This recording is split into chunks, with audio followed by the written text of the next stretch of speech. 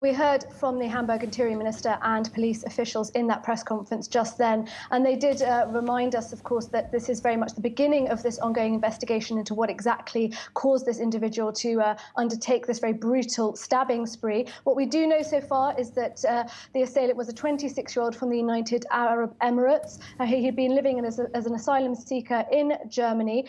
He had actually was meant to have been deported. He has had his asylum application rejected, and police said that he had been actually quite cooperative with authorities when it came to facing deportation. In terms of a motive, the Interior Minister of Hamburg said today that on the one hand, there is indication that it could have been a radical Islamist motive, that this man was known as an Islamist and not a jihadist to police. But on the other hand, the Interior Minister said there was strong indication that this man was psychologically unstable.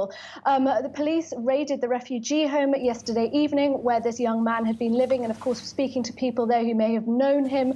Of course, police said they're still trying to work out whether he had any accomplices for this attack or whether indeed he was working alone, although they do say at the moment there is an indication that this man was working alone. We also heard from members of the police just a few more details about how this attack took place.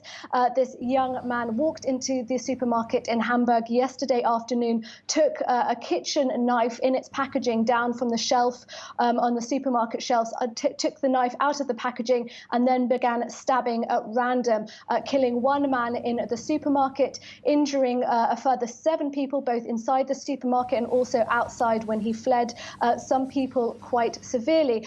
The fact that this young man went into the supermarket and took the knife off the shelf and took it out of its packaging, the police chief said today, showed that it was quite a spontaneous act, that there may have not been quite a lot of premeditation when it came to planning this attack. But as I say, and as of course police reminded us today, this is still very much the beginning of this investigation.